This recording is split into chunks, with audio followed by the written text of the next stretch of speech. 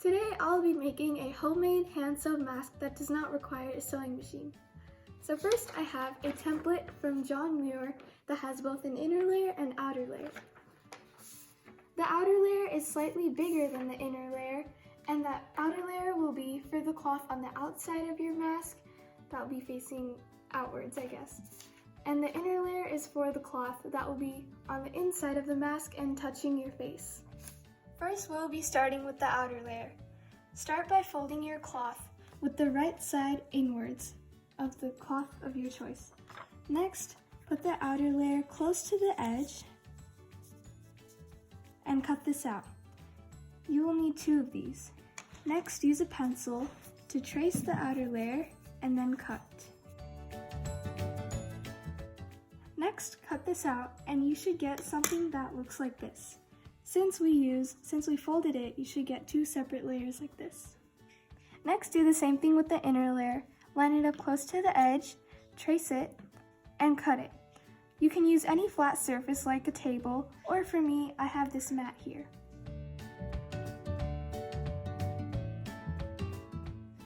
Since I cut it close to the edge, now we need to cut this fold off.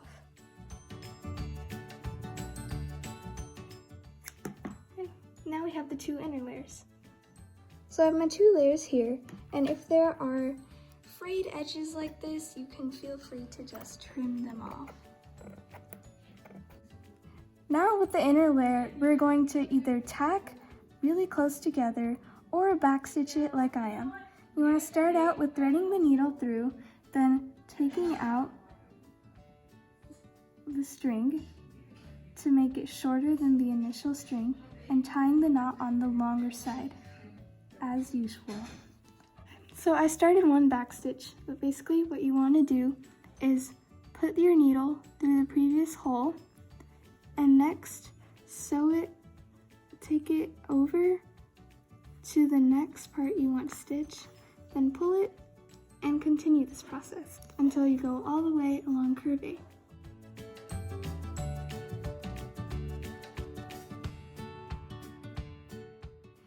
So this is how it should look like when it's finished, and I didn't have enough thread to take out this backstitch, so I ended up tying a knot over here. Next we want to fold this in about 1/2 inch maybe, and for me I'm going to take a scissor. You can also iron it or use a ruler, but I am just like pressing on this so that it has a nice imprint on it that will stay. After that, we're going to do the same thing. You can either backstitch or tack. This time I'm going to be doing a tack instead of a backstitch. We just want to sew along this line, and I am going to try to sew closer to the fold rather than the edge so that we can avoid the fraying part. Now I'm going to start by doing a tack stitch.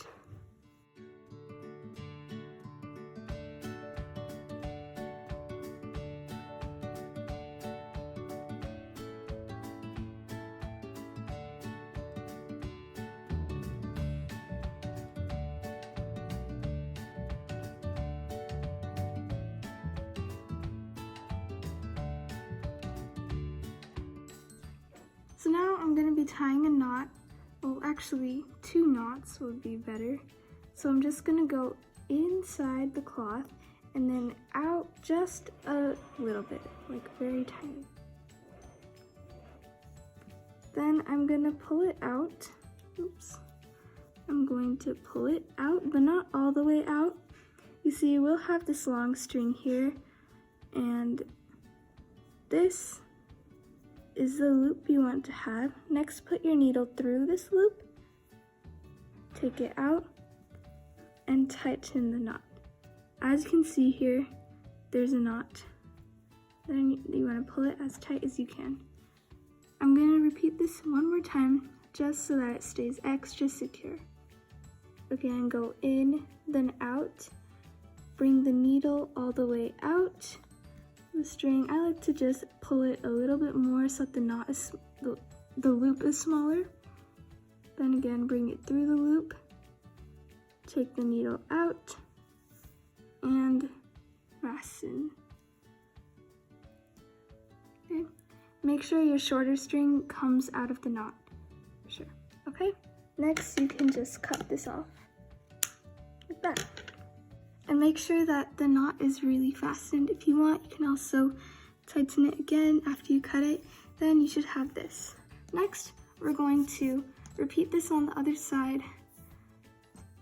First, take your scissor or ruler, whatever you want, and make sure that it's at the same part as the other one. Flatten. And then you want to stitch again. We'll tie the knot again.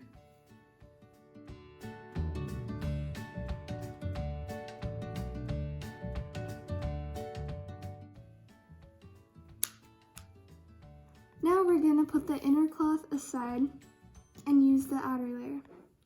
We're going to do the same thing with a 1/4 seam allowance and sew curve A with either backstitch or tack. I'm going to be doing backstitch again.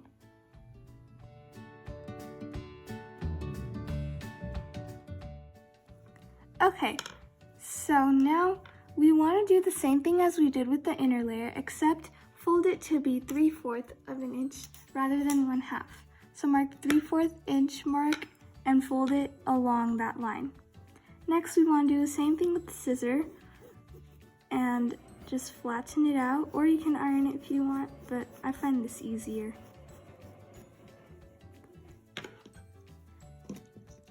Next, we're gonna tack, or if you want to do backstitch, that's fine too, whichever one you want. Both of them work fine though. This time I'm gonna actually make sure you make it closer to the edge now rather than the fold, because for the outer layer, we are going to attach a string through this. So we're making sort of a pocket now.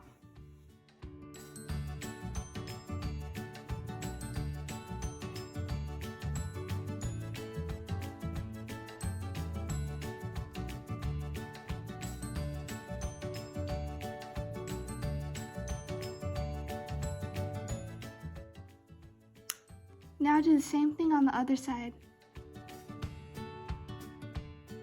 From here, you want to open the mask like this. Next, flip it over. As you can see here, I put a 45-inch strip of bias tape through this mask. You want to do this on both sides. So, how to do this? You take a safety pin.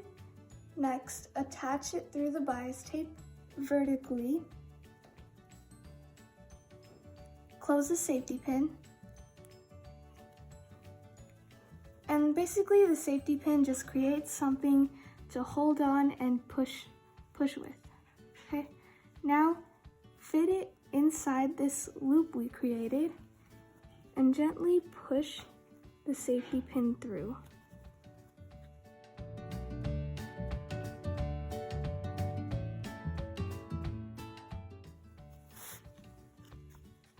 Now you want to pull the mask about halfway through. Now you want to take the safety pin out and set it aside. So now after putting both strips of bias tape, you want to gently open it like this, but not push the outside edge. Keep it like this, and with our inner layer, make sure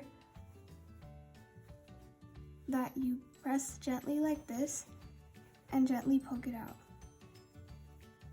This is so that both of the right sides will be facing each other. Basically, you want to just push it in to align with the outer layer, as this will be the inside of our mask that will face towards your face. So now that we aligned it, we want to stitch both this side and this curve. We also want to include the bias tape to stitch over it, and we want to stitch over the middle. We also want to do this on the top.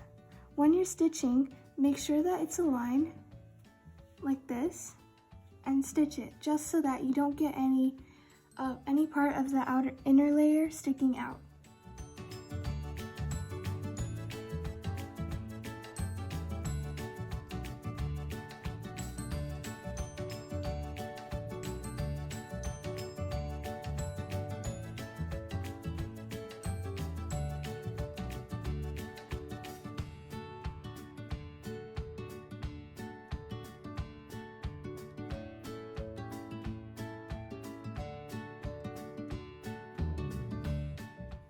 Now the top and the bottom of the mask is stitched. Next, we'll be flipping the mask inside out.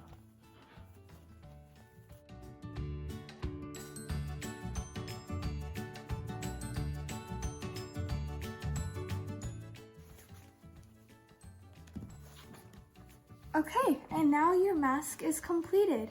This is how it looks on the inside. You just put this to your face, and this is where your nose is. And you can also use the sides to put an additional filter pocket. So this is how the completed mask should look like. The top pointy part is for your nose, and these strings are used to tie around the back of your head.